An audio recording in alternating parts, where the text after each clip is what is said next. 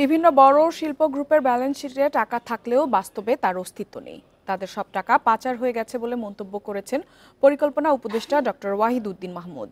শনিবার বিআইডিএস এর বার্ষিক সম্মেলনে তিনি কথা বলেন। এ সময় গত 3টি নির্বাচন ত্রুটিপূর্ণ ছিল বলে মন্তব্য করেন অধ্যাপক রেহমান সোবহান। বলেন, দেশের প্রধান রাজনৈতিক দলগুলো অগণতান্ত্রিক।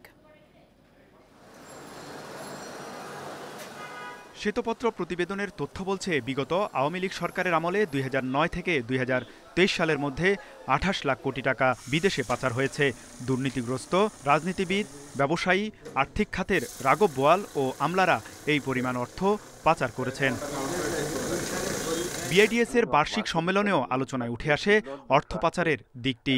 এ সময় পরিকল্পনা উপদেষ্টা বলেন, দেশের জনগণ ব্যাংকে টাকা রাখলেও সে টাকা ব্যাংকে এখন আর নেই। বড় বড় কোম্পানির সব টাকা বাইরে চলে গেছে।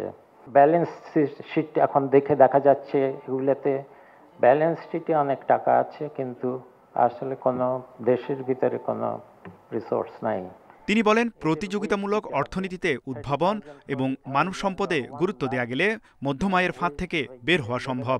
আমরা 2বার কোয়ালিফাই করেছি, এখন আমাদের যাওয়ার সময় হয়েছে, উত্তরণে যাওয়ার সময় হয়েছে এলডিসি থেকে বেরিয়ে আসার।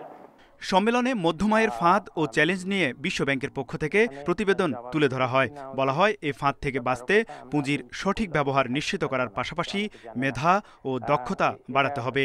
এ সময় রাজনৈতিক দলগুলোর সমালোচনা করেন অধ্যাপক রেহমান সোবহান। দেশের প্রধান রাজনৈতিক দলগুলো অগণতান্ত্রিক। গত 3 নির্বাচন ছিল ত্রুটিপূর্ণ। সেই নির্বাচনে নির্বাচিত সংসদ সদস্যরা কেবল রাবার স্টাম্পের মতো কাজ করতেন। তারা নিজ নিজ এলাকায় রীতিমতো জমিদার হয়ে যান। এতে স্থানীয় সরকার অকার্যকর হয়ে পড়েছিল। এ সময় জানানো হয়, অন্তর্বর্তী সরকার বড় ধরনের সম্পদের স্বল্পতায় আছে। এই সংকটের মধ্যে শিক্ষা, স্বাস্থ্য, মানব সম্পদ উন্নয়নে বিনিয়োগ বাড়ানো কঠিন বলে মন্তব্য করেন আলোচকরা। তৌহিদ রানা, ইন্ডিপেন্ডেন্ট নিউজ, ঢাকা।